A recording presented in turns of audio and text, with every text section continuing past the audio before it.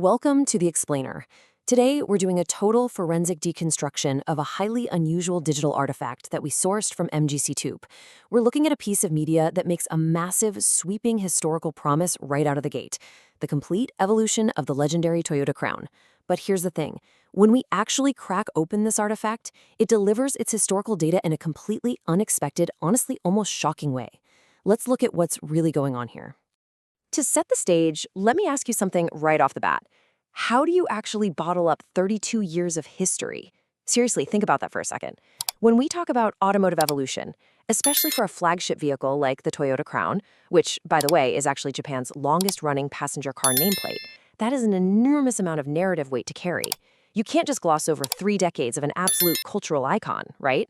Okay, let's dive into this. When you see a title that explicitly claims to cover the evolution of the Toyota Crown spanning from 1992 all the way to 2024, you naturally expect a massive, sprawling narrative. You are buckling up for a comprehensive, chronological journey through Crown history. We're talking about engineering breakthroughs, major design overhauls, shifting cultural aesthetics, the whole shebang. You're ready to absorb every single facelift and engine upgrade that shaped this luxury sedan. Keep that dense, heavy expectation right in your back pocket as we look closer at our source material today. Now let's move along and see how this actually builds across the timeline. The visual scope promised here is vast. We start our journey in 1992 with the Crown Majesta era. If you know your automotive history, you know this was right in the thick of Japanese automotive over-engineering, giving us that incredibly boxy, imposing, unapologetic luxury look. Then we jump to the midpoint around 2008. Here we start seeing real modernization taking hold, sleeker, curvier aesthetics that perfectly reflect the shifting consumer tastes of that era. And finally, 2024 brings us into the modern era, introducing advanced hybrid technology and a radical shift into crossover styling. The visual promise? It's absolutely all there. So that's the grand visual promise.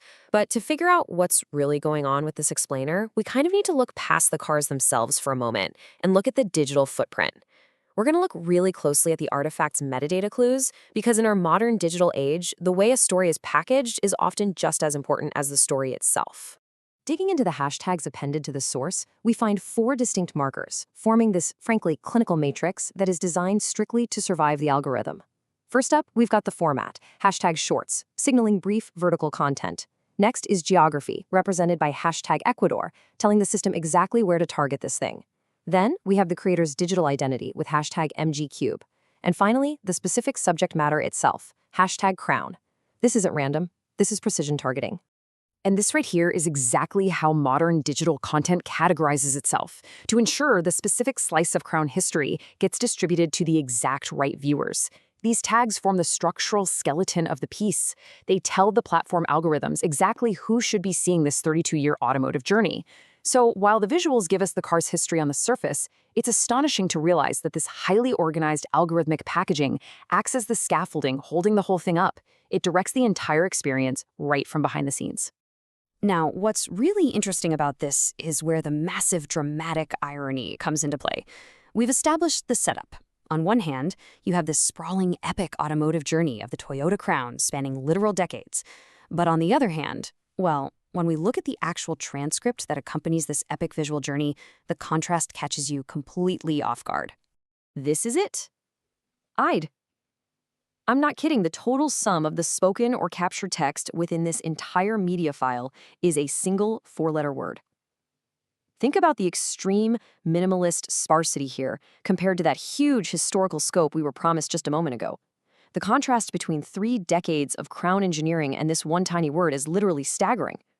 Even when you know the story is being told visually, that's it, just I'd.